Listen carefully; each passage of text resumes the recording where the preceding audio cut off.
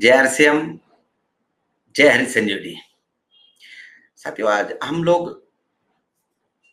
एक एक प्रोडक्ट के बारे में चर्चा करेंगे क्योंकि अभी रबी का सीजन स्टार्ट हो चुका है। कई सारे राज्यों में गेहूं की बुआई स्टार्ट हो चुकी है, कई राज्यों में होने वाली है। रबी में सबसे महत्वपूर्ण जो फसलें होती है वो है गेहूं है, चना है, मक्का है, शुगर केन की बहुत बड़ी पैमाने पर फसल लगती है। उसके बाद आलू की बहुत बड़ी फसल होती है। उसके बाद फलों की बागवानी करने वालों में आम का बड़ा सीजन होता है। उसके बाद अनार है, संतरा है, मौसम्बी है, नींबू है। तो ये सारी इनके ऊपर हम हरित संजीवनी के एग्रीकल्चर प्रोडक्ट में कौन कौन से प्रोडक्ट कैसे कैसे इस्तेमाल कर सकते हैं, तो इसके बारे में हम लोग अब एक एक प्रोडक्ट की ट्रेनिंग लेने जा रहे हैं। तो आज हम हरित संजीवनी, सिर्फ हरित संजीवनी की ट्रेनिंग लेंगे। हरित संजीवनी क्या है, मैं स्क्रीन शेयर के माध्यम से आपके साथ चर्चा करूंगा। साथियों, स्वास्थ्य क्रांति अभियान हरित संजीवनी की टीम ने ये एक बहुत बड़ा मिशन की शुरुआत की है, जो स्वास्थ्य क्रांति अभियान पूरे भारत देश में हम लोग स्वास्थ्य क्रांति अभियान के नाम से इसे करोड़ों लोगों तक पहुंचाना चाहते हैं कि जहर मुक्त खेती हो, जहर मुक्त खाना हो, स्वस्थ भारत का निर्माण। इसलिए स्वास्थ्य क्रांति अभियान के माध्यम से हम लोग घर घर हरित संजीवनी, हर घर हरित संजीवनी, और इस स्वास्थ्य क्रांति अभियान को हम हर घर में पहुंचा के रहेंगे। भारत देश में हरित संजीवनी के एग्रीकल्चर प्रोडक्ट को इस्तेमाल करने वाले लगभग 10 लाख से ज्यादा खुश किसान हैं, जिनको बहुत अच्छे रिजल्ट हरित संजीवनी के एग्रीकल्चर प्रोडक्ट के माध्यम से मिले हैं। साथियों, हम जब भी एग्रीकल्चर में फसलों के बारे में चर्चा करते, बहुत सिंपल तरीके से मैं आपको समझाने की कोशिश करूंगा। 3 चीजों के ऊपर अगर आप ठीक से ध्यान दें तो बहुत अच्छे तरीके से आप आपकी फसल ले सकते हो, और कम पैसों में। यानी कि जो प्रोडक्शन कॉस्ट है, फसल के लिए जो लागत लगती है, वो बहुत कम पैसों में आप बहुत अच्छी फसल ले सकते हो। इसमें सबसे महत्वपूर्ण है सॉइल हेल्थ, यानी कि हम जिस मिट्टी में, जिस जमीन में फसल लगा रहे हैं, उस मिट्टी का स्वास्थ्य कैसा है। क्योंकि जब तक मिट्टी का स्वास्थ्य अच्छा नहीं रहेगा तब तक फसल का जन्म अच्छा नहीं होगा। फसल का जन्म अच्छा नहीं होगा तो फसल की ग्रोथ अच्छी नहीं होगी। ये सॉइल हेल्थ को देखना बहुत जरूरी है। उसके बाद प्लांट हेल्थ, यानी कि हम जो पौधे लगाते हैं वो पौधे की स्वास्थ्य कैसी है। पौधे का स्वास्थ्य अगर अच्छा रहेगा तो ही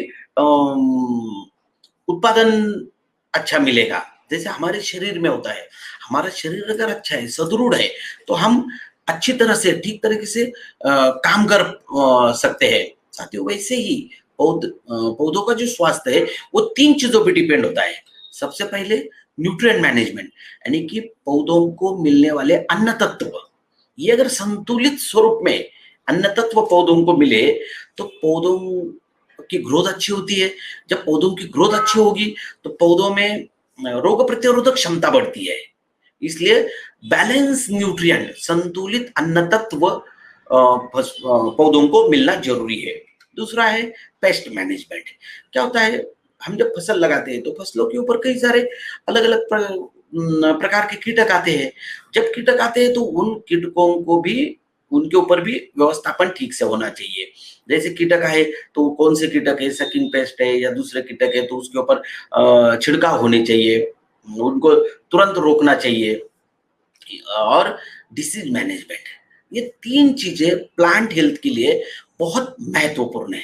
डिसीज मैनेजमेंट का मतलब ये है फसलों पर आने वाली बीमारियां। जैसे हमारे शरीर में देखो, आप स्वस्थ कब रहोगे, अच्छे कब रहोगे, जब आप बीमार नहीं पड़ोगे। तो आप अगर बीमार पड़ते हो, जैसे आपको ट्रीटमेंट की जरूरत है, वैसे पौधे जब बीमार पड़ते हैं, पौधों के ऊपर जब बीमारी आती है तो उनको भी ट्रीटमेंट की जरूरत है, उनको भी अलग अलग छिड़काव की जरूरत है। जैसे कौन सी बीमारी आती है, इसके ऊपर फफूंद की बीमारी आती है, बैक्टीरियल बीमारी आती है, वायरल बीमारी आती है। ये अलग अलग बीमारियों के लिए आपको ट्रीटमेंट करना जरूरी है। अगर हम वक्त पर इसको ट्रीटमेंट कर पाए तो पौधे का स्वास्थ्य बहुत अच्छी तरह से रहेगा।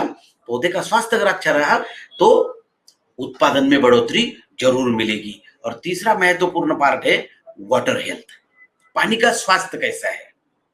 पानी का स्वास्थ्य, आप जो हम जमीन में पानी देते हैं वो पानी का पीएच क्या है, उसका टीडीएस कितना है, उसके ऊपर भी हमारे प्रोडक्ट के रिजल्ट अवलंबन रहते हैं। तो साथियों, एक एक चीज के ऊपर देखेंगे। हरित संजीवनी, हरित संजीवनी 2 पैकिंग में अवेलेबल है, 750 ग्राम 1 एकड़ के लिए और 375 ग्राम आधे एकड़ के लिए। साथियों, ये एक बॉक्स में 4 पाउच निकलते हैं। ये फसलों के अवस्थाओं के अनुसार इसकी ट्रीटमेंट बनाई गई है। कैसे? देखिए, जैसे 4 अवस्था, फसल की जो अवस्था होती है, जन्म अवस्था है, क्योंकि फसल का जन्म होता है, जमीन से जन्म होता है, उसके बाद बचपन अवस्था, उसके बाद यौवन अवस्था और परिपक्व यानी कि मैच्योरिटी अवस्था। सेम आदमी के जैसा ही है, आदमी का भी जन्म होता है, आदमी बचपन अवस्था में आता है, यौवन अवस्था में आता है और बुढ़ापा अवस्था में आता है, मगर फसल पौधे मैच्योरिटी अवस्था में आती है। तो एक एक चीज के ऊपर हम चर्चा करेंगे। सबसे पहले फसल की जन्म अवस्था पे चर्चा करेंगे, क्योंकि बेसिक स्टेज वही है, जन्म। अगर जन्म अच्छा होगा तो ही फसल की ग्रोथ अच्छी होगी, ग्रोथ अच्छी होगी तो उत्पादन अच्छा रहेगा। तो हरित संजीवनी प्रक्रिया नंबर 1, स्टेज नंबर 1, 250 ग्राम प्रोडक्ट है। ये बॉक्स में पहला पाउच निकलेगा 250 ग्राम का। तो ये 1 एकड़ में आपको देना है। अब देखो, आपके मन में कई सारे सवाल उठेंगे कि सर ये 200 ग्राम है, 250 ग्राम है, तो ये 1 एकड़ में कैसे चलेगा, इसको जमीन में कब देना है, कैसे देना है, ये कई सारे सवाल आपके मन में उठेंगे। बहुत आसान है साथियों, इसको हाईली कॉन्सेंट्रेटेड बनाया गया है।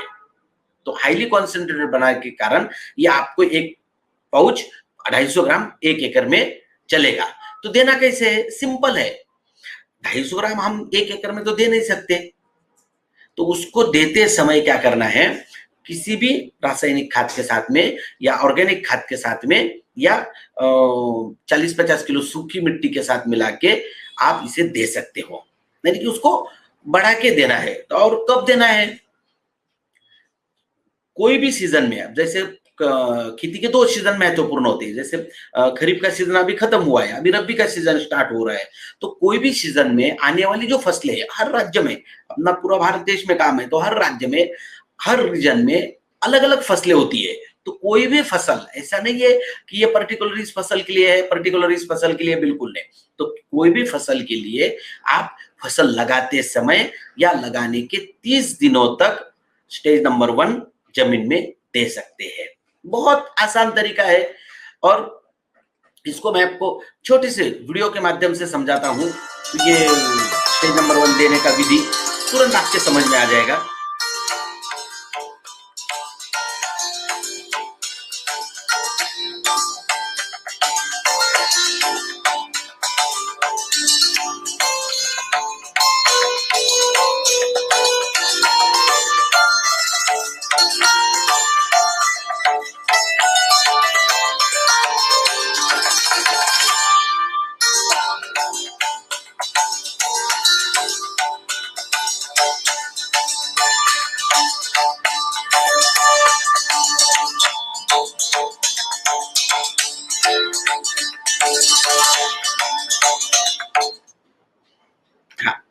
तो साथियों, ये आपको दिखाया गया है कि भाई कैसे दे सकते हैं आप। तो प्रक्रिया नंबर 1, जमीन में जब देते हैं आप तो क्या क्या करना जरूरी है। जैसे प्रक्रिया नंबर 1 जमीन में दिया तो उसके बाद तुरंत पानी देना जरूरी है। तो बहुत सारे लोगों के मन में शंकाएं रहती है कि सर तुरंत पानी यानी कि 2 दिन में देना चाहिए, 1 दिन में देना चाहिए। तो आप 1 दिन में दे दो, 2 दिन में दे दो, 8 दिन में दे दो, कोई प्रॉब्लम नहीं है। सिर्फ इतना ध्यान रहे, क्योंकि हरित संजीवनी प्रक्रिया नंबर 1 जब आप जमीन में देंगे तो जब तक पानी नहीं देंगे, जब तक वो पानी में नहीं घुलेगा, उसका काम शुरू नहीं होगा। तो आप आज स्टेज नंबर 1 जमीन में दे दो, 8 दिन के पानी दे दो, 10 दिन के बाद पानी दे दो, 1 महीने के बाद पानी दे दो। जब पानी देंगे वो पानी में घुलेगा, अपना काम शुरू करेगा। ये कोई जमीन में देने के बाद ये कोई हवा के साथ ना उड़ेगा, ना कहीं बाहर चला जाएगा, जमीन में ही पड़ा रहेगा। तो साथियों, जब ये पानी में घुलेगा तो इसका काम शुरू हो जाता है। तो इसका काम क्या है? सबसे पहले हमारे जमीनों में जो सालों से हम रासायनिक खाद डालते आ रहे हैं, उसकी वजह से जो अघुलनशील तत्व है, वो अघुलनशील तत्वों की वजह से जमीनें आज सख्त हो रही है, बंजर हो रही है। तो उसके जो अघुलनशील तत्व है, उन अघुलनशील तत्वों को घुलाने का काम करता है। तो जैसे अघुलनशील तत्व घुलने लग जाएंगे तो जमीन क्या भुरभुरी होने लगेगी। जमीन जैसे भुरभुरी होगी तो वाटर स्टोरेज कैपेसिटी बढ़ जाएगी जमीन की। वाटर स्टोरेज कैपेसिटी बढ़ेगी तो जमीन में नमी बनी रहेगी, नमी बढ़ेगी। तो इसका फायदा क्या होगा? मुख्य रूप से फायदा होगा कि फसल में जो रूट्स होते हैं, सूक्ष्म जड़ों की वृद्धि बढ़ने में मदद होती है।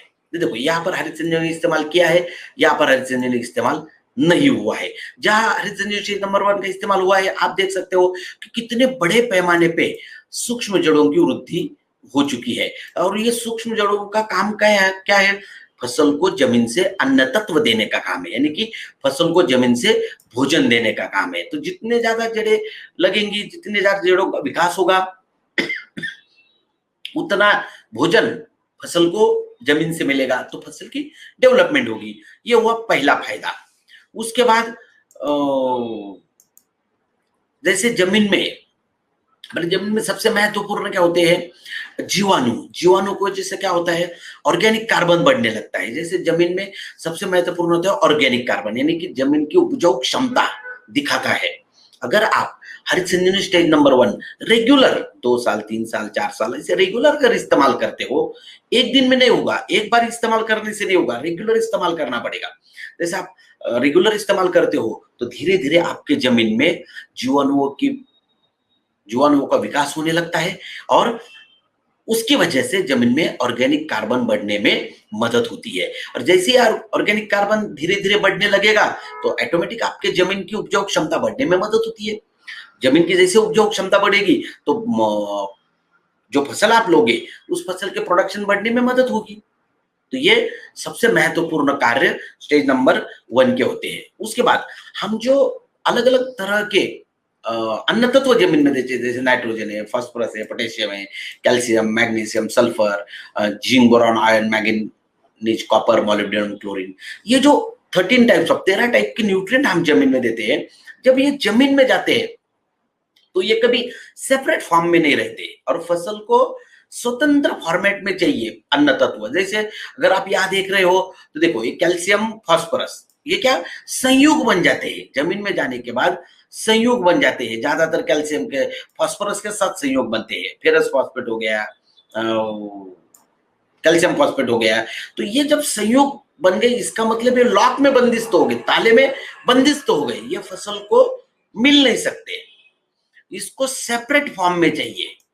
तो हरित संजीवनी स्टेज नंबर 1 क्या करता है? जमीन में जाने के बाद इन दोनों को अलग करने का काम करता है। जैसे कैल्शियम को अलग करेगा, फास्फोरस को अलग करेगा। जैसे ये अलग हो जाएंगे तो फसलों को मिलने में आसानी हो जाएगी।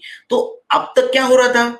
हमारी जमीनों में जो अनअवेलेबल न्यूट्रिएंट है, जो फसल को मिल नहीं पा रहे हैं, वो मिलने में सहायता होने लग गई। तो जो जमीन में सालों से पड़े हुए अन्न तत्व है, वो मिलने में अगर सहायता होगी तो आपको बाहर से ज्यादा अन्न तत्व लेने की जरूरत नहीं पड़ेगी या ज्यादा खाद देने की जरूरत नहीं पड़ेगी।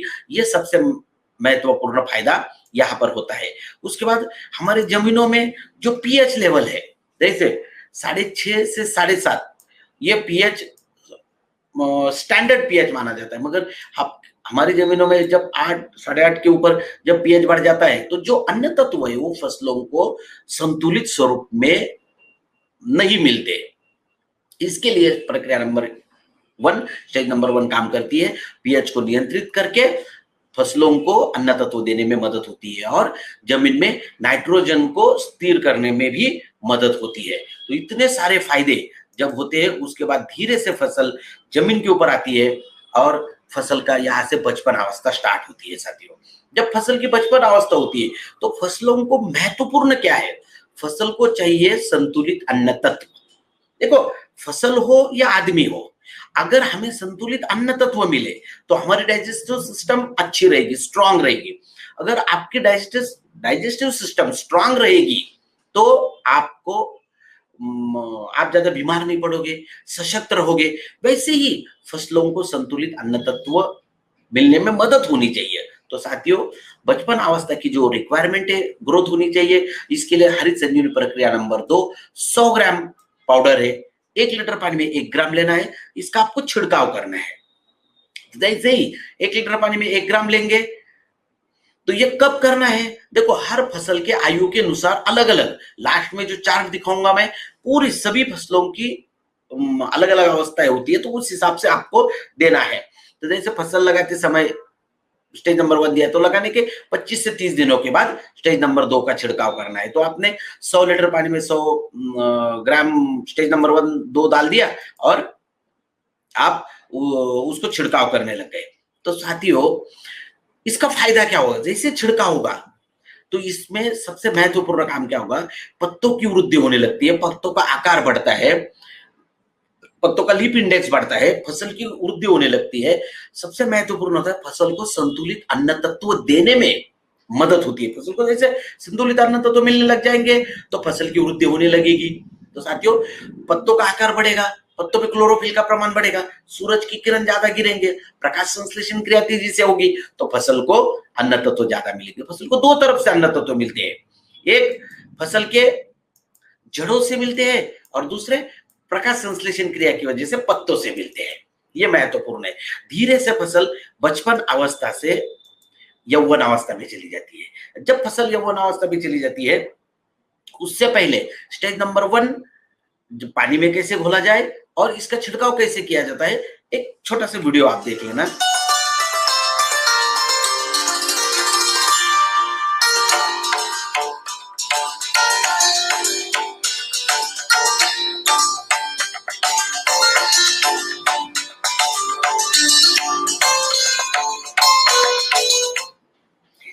जैसे फसल यौवन अवस्था में आती है तो ये बहुत महत्वपूर्ण अवस्था मानी गई है।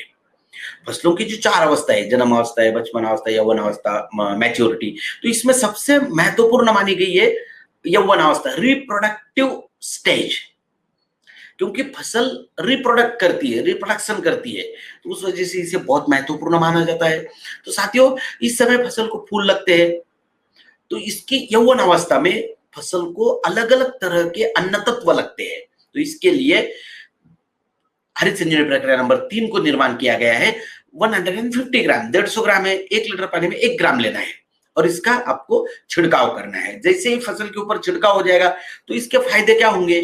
सबसे महत्वपूर्ण, फसल की शाखाएं बढ़ने लगती है, ब्रांचेस ज्यादा से ज्यादा लगेंगी, ज्यादा से ज्यादा फूलों का निर्माण होगा। कौन से फूलों का निर्माण होगा?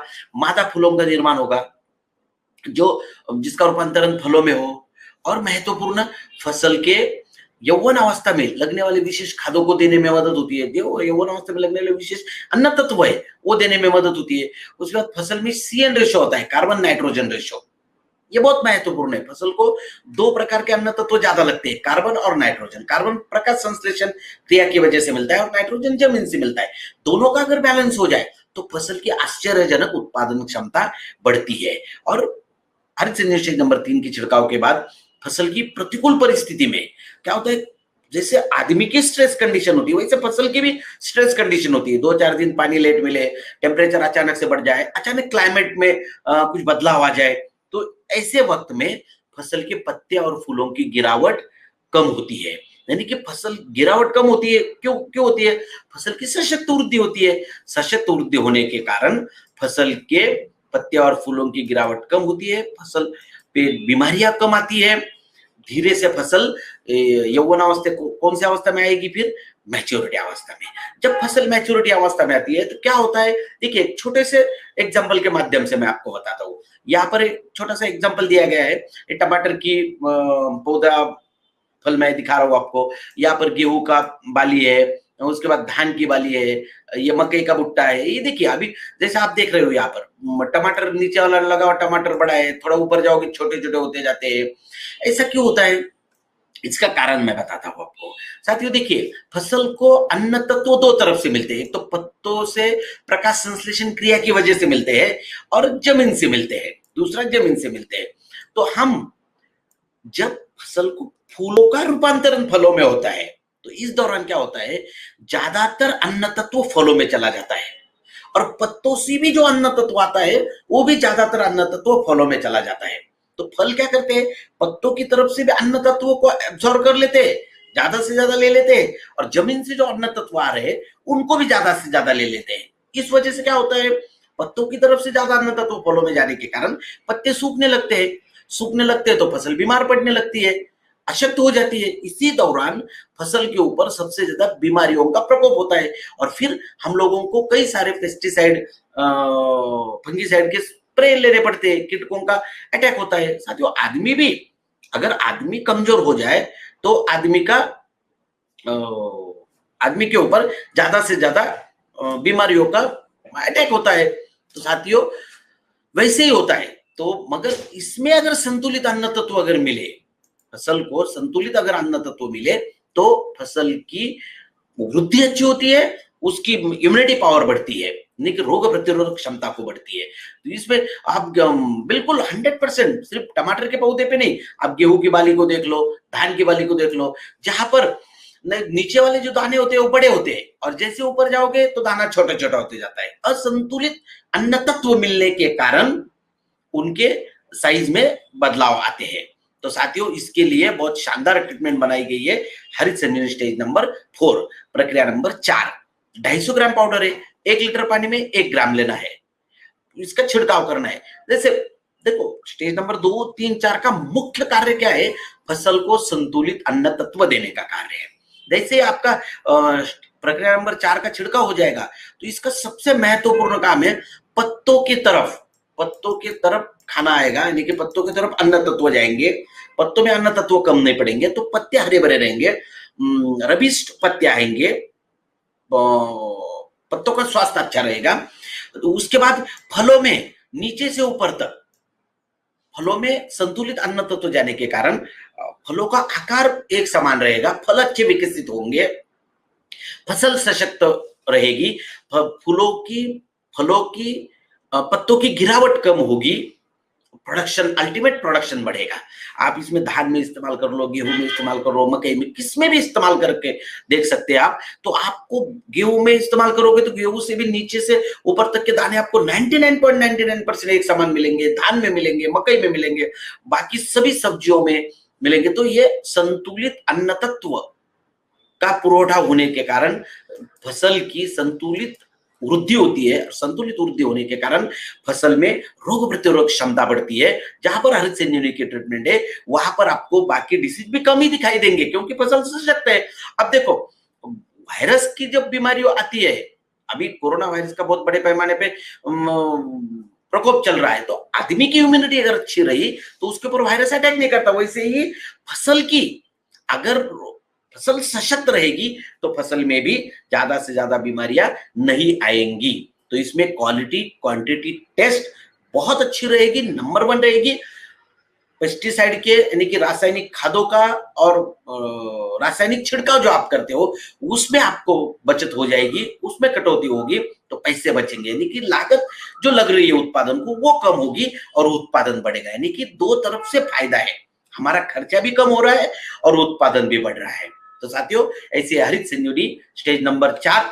अब यहाँ पर एक चार्ट में दिया गया है, सभी प्रकार की सब्जियां है, उसके बाद सभी प्रकार के जैसे धान, गेहूं, सोयाबीन, मकई, मटर, ज्वार, बाजरा, राजमा, उसके बाद कपास, अदरक, हल्दी, फूलों में सभी प्रकार के फूल है, उसके लिए गेंदा, गुलाब, जरबेरा, उसके बाद हरित संजीवनी में आप कई सारे चाय के लिए दे सकते हो, सभी जगह पे हरित संजीवनी का आप इस्तेमाल कर सकते हो, बहुत ही अच्छे परिणाम आपको मिलेंगे। तो ये चार्ट के माध्यम से, उसके बाद क्या ध्यान दे हरित संजीवनी प्रक्रिया का इस्तेमाल करते समय 1, 2, 3, 4 क्या ध्यान देना चाहिए। तो साथियों, 1 नंबर जब आप देंगे, स्टेज नंबर 1 देंगे तो ये ध्यान रखिए कि उसको पानी देना आवश्यक है। मैंने जैसे कहा आपको 2, 4, 5, 8 दिन में आप दे सकते हो, मगर पानी में जब तक स्टेज नंबर 1 घुलेगा नहीं तब तक उसका फायदा नहीं होगा। प्रक्रिया नंबर 2, 3, 4 का जब छिड़काव आप करेंगे तब थोड़ी सी जमीन आपकी मॉइस्चराइज होना जरूरी है, गीले होना जरूरी है। ये प्रॉब्लम आपको कब आएगा? अभी नहीं आएगा, ये प्रॉब्लम आता है मार्च, अप्रैल, मई में, जब बहुत ज्यादा धूप होती है, जमीन बिल्कुल सूखी रहती है, बंजर पड़ी रहती है, तब आपको प्रॉब्लम आएगा। अभी तो ठंड का मौसम है, अभी ये प्रॉब्लम नहीं आएगा। अगर गलती से आपने दे दिया और पानी नहीं है तो पानी देने की व्यवस्था होनी चाहिए, बाकी इससे कोई नुकसान नहीं है फसल को।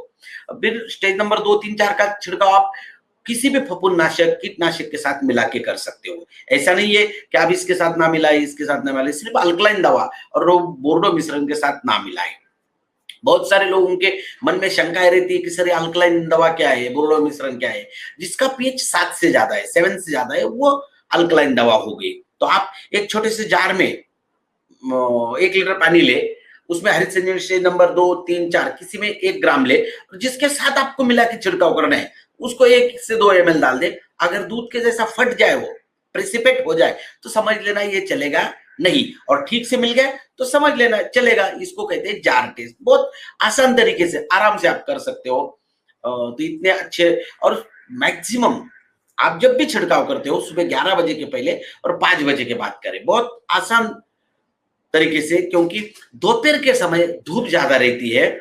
सुबह अगर आप करेंगे तो जल्दी से जल्दी आप, यानी कि कम तापमान में स्प्रे अच्छा होगा। और हरित संजीवनी नंबर 1, 2, 3, 4 बिल्कुल 100% पर्यावरण के लिए, मानव पशु पक्षी के लिए सुरक्षित है। तो साथियों देखिए, जैसे खरीफ का और रबी का सीजन है, अभी रबी का सीजन 15 नवंबर से पूरे भारत देश में शुरू हो रहा है। तो इसमें आप ज्यादा से ज्यादा फायदा ले, हरित संजीवनी का इस्तेमाल करें। और सब्जियों का जो सीजन है वो 12 माह चलता है। हर डिस्ट्रिक्ट में, हर तहसील में सब्जियों का बहुत बड़ा उत्पादन होता है। आप अगर उसके ऊपर ध्यान दें तो आप 12 महीने हरित संजीवनी के ऊपर काम कर सकते हो। साथियों, ये हरित संजीवनी की जानकारी आज मैंने आपको दी। धन्यवाद। जय हरिसियम, जय हरित संजीवनी। जहर मुक्त खेती, जहर मुक्त खाना, स्वस्थ भारत का निर्माण। जय जवान, जय किसान। लाए हरित संजीवनी, पाए हरित संजीवनी, लाए हरित संजीवनी, पाए हरित संजीवनी।